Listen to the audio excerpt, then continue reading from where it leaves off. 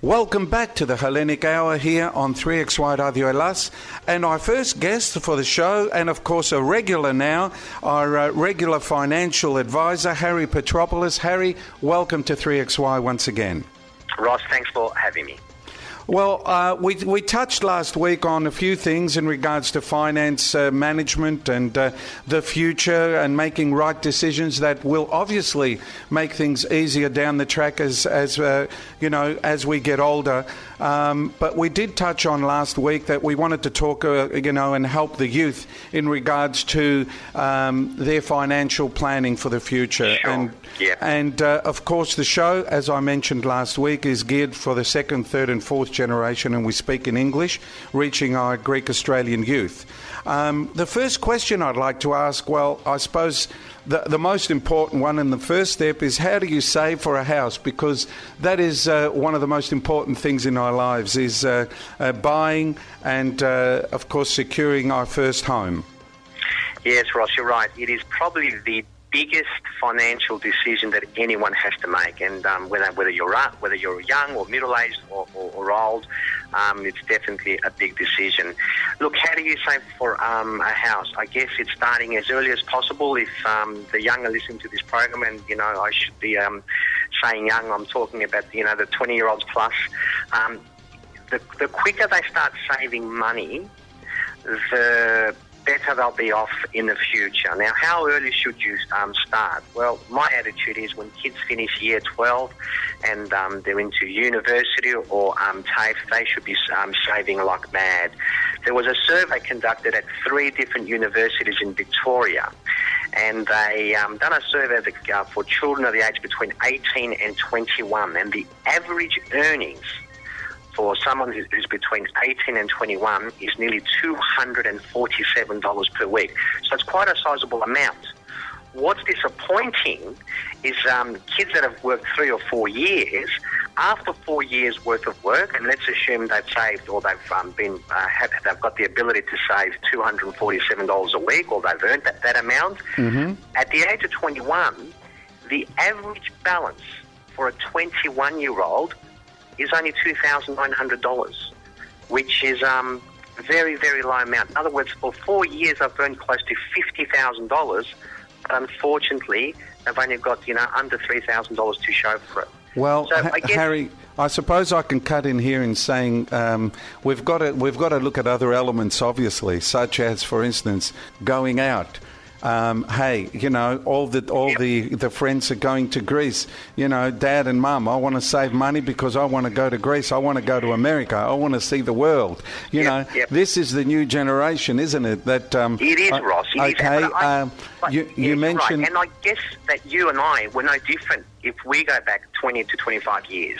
I know for myself, I wanted to see the world as well, but the fact is there are a lot of myths that the younger generation have. Myths like, I better spend my money now so I can enjoy it because later on I can't. Or a second myth may be, I better buy a nice car because I will never get the opportunity to have a car again. Or I may want to go on holidays now because I will never go again. These are all myths.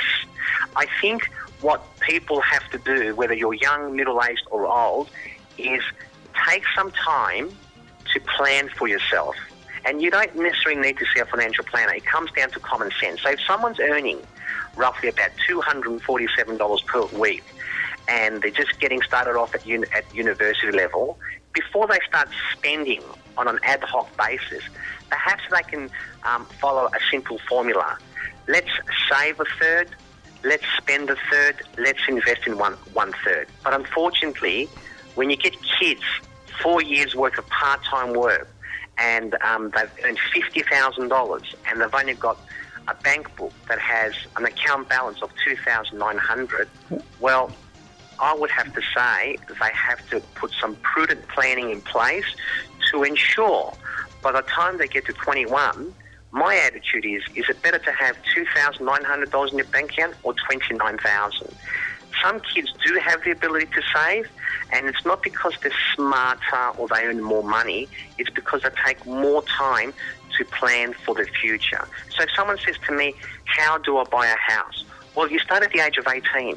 You save as much as you can, and of course you need to go out, and of course you need to have some sense of a lifestyle. I'm not saying you should lock yourself up at home, but geez, someone at 21 having $20,000 or $30,000 or $40,000 saved before they start their regular full-time work, I can assure you, Ross, that person at 21 will have a better chance of obtaining a home than someone who's got an account balance of only $2,900. So what you're saying, Harry, and I think it's quite right and very logical what you're suggesting here to our youth is that, of course, enjoy life.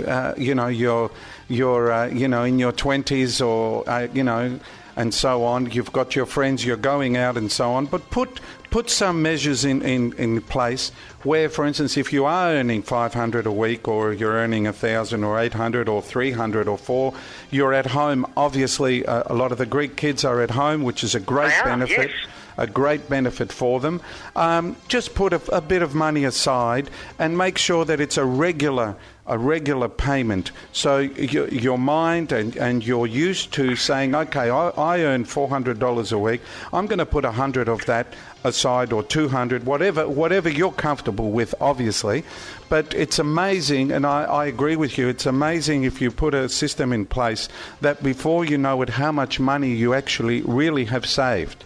Because time just flies, we see it, we know it, that the years just roll on, and all of a sudden you look at your bank account and you think, hey, wait a minute, I've got $20,000 here, and I've still enjoyed myself. Yeah. I've still gone out, So I think that's probably the message you're giving at the moment. Would that be correct? It's a mindset, Ross. I mean, if anyone's listening to this program, it's really a mindset. I think the biggest myth that a lot of young people have is that I'm earning this money, I better go out and enjoy it. What I'm saying, yes, go out and enjoy it. There's no question about that.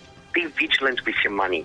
Know where it goes. And like you said, if they have a regular savings pattern on a week-by-week basis and the effect of compounding after 2 or 3 years, it actually works. These kids that they asked at the 3 or 4 different campuses, the university campuses in Victoria, they asked them another question. The question was, what would you do differently in the last 3 years now that you've finished your university degree? And we're talking about kids who are 21 and 22. 97% of them said, I should have saved more money. Mm-hmm. So if someone's listening to this program, it doesn't matter whether they're earning $200 a week or $800 a week. If they can get their mindset right in saving some money on a week-by-week basis, I can tell you, once they reach the age of 21 and 22 and they get into full-time work, they'll have a fantastic chance to enter the housing market and put a roof over their head.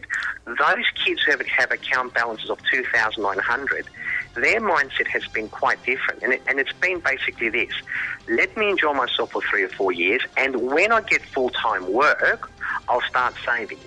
Unfortunately, because you haven't developed the mindset from a very young age, unfortunately, when you do get full-time employment and you start earning $1,000 or $1,200 or whatever that figure might be, unfortunately, those bad habits will follow you.